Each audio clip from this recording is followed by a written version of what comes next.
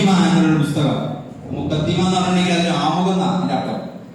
ഒരു പുസ്തകത്തിന്റെ ആമുഖം തന്നെ ലോകത്തെ പ്രശസ്തമായ അത്രയ്ക്കും ഘനഗംഭീര്യമുള്ള വ്യക്തിയാണ് ഇബ്നു ഖൽദൂൻ. ആ പേര് നിങ്ങളുടെ മനസ്സിൽ എപ്പോഴും ഉണ്ടാവണം.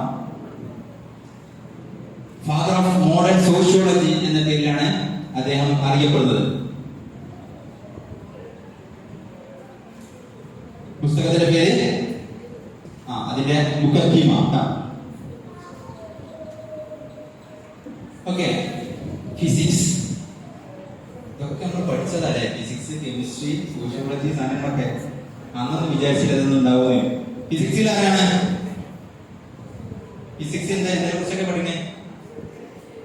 ഐസക് ന്യൂട്ടൺ. പിന്നെന്താ? ഗ്രാവിറ്റി,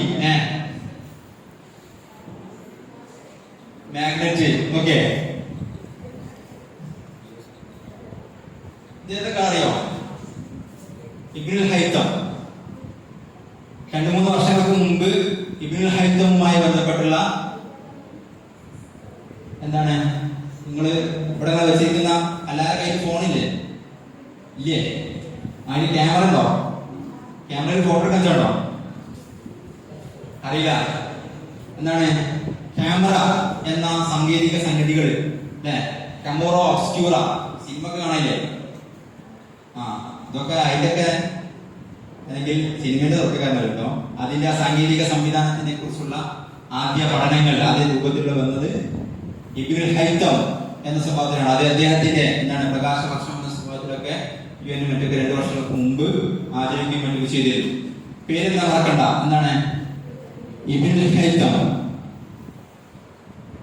അദ്ദേഹമാണത് പുതിയ സാങ്കേതിക അല്ലെങ്കിൽ സയന്റിഫിക് മെത്തേഡ് എന്ന സ്വഭാവത്തിൽ ഇന്ന് പലപ്പോഴും ഉപയോഗപ്പെടുന്ന കാര്യങ്ങളുടെ അതിന്റെ രീതിശാസ്ത്രത്തെ രൂപപ്പെടുത്തുന്നതിൽ പ്രധാനിയായി മനസ്സിലാക്കുന്നത്. അതാണ് അദ്ദേഹമാണ് ആ ഒരു രീതിശാസ്ത്രം രൂപപ്പെടുത്തിയത് എന്നുള്ളതാണ്.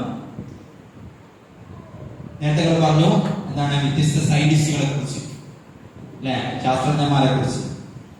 ഇബ്നുൽ ഹൈത്തമിനെ കുറിച്ച് വെസ്റ്റ് പറയുന്നതാണ് വേൾഡ് ഫസ്റ്റ് സയന്റിസ്റ്റ്, ആദ്യത്തെ ശാസ്ത്രജ്ഞൻ എന്ന് പേരിൽ അടയാളപ്പെടുത്തുന്ന വ്യക്തി ഇബ്നുൽ ഹൈത്തം.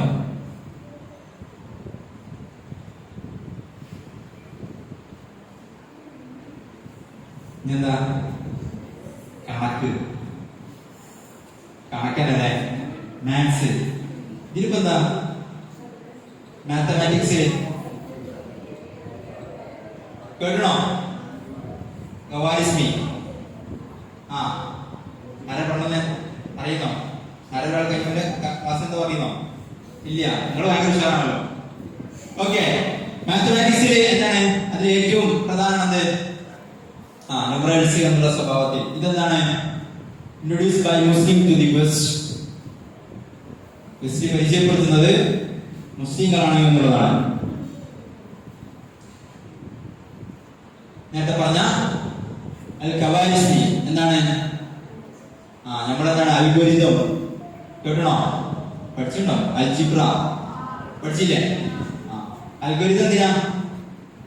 ഇൻസ്റ്റാഗ്രാമിൽ റീൽ ഇങ്ങനെ കാണില്ലേ? നമ്മള് കാണില്ലേ? നല്ല കുട്ടികള് റീൽസ് ഇങ്ങനെ കാണുമ്പോ അല്ലെങ്കിൽ ഒരു ഫോട്ടോ കാണുമ്പോ ഒരാളെ ഫോളോ ചെയ്തിട്ടുണ്ടെങ്കിൽ അയാളുമായി ബന്ധപ്പെട്ട പിന്നീട് വരിക അല്ലേ? ആ റീൽസ് കാണുമ്പോ ഇപ്പൊ ഒരു കാറിന്റെ വീഡിയോ നമ്മൾ ഒരു ഫുള്ള് കണ്ടിട്ടുണ്ടെങ്കിൽ പിന്നൊക്കെ വരുന്നതായിരിക്കും കാറുമായി ബന്ധപ്പെട്ടായിരിക്കും. ഈ ഒരു സാങ്കേതിക സംഗതിയുടെ പേരെന്താണ്? ഇതൊരു സെറ്റ് ചെയ്താണ് അല്ലെ? പുതിയ ഫോണായാലും മറ്റു കാര്യങ്ങളും ഇതിന് അൽഗോരിതം ഇതിന്റെ അടിസ്ഥാനത്തിലാണ് അതിനെ രൂപപ്പെടുത്തിയത് എന്ന് കാണാൻ കഴിയും. ഓക്കെ, 820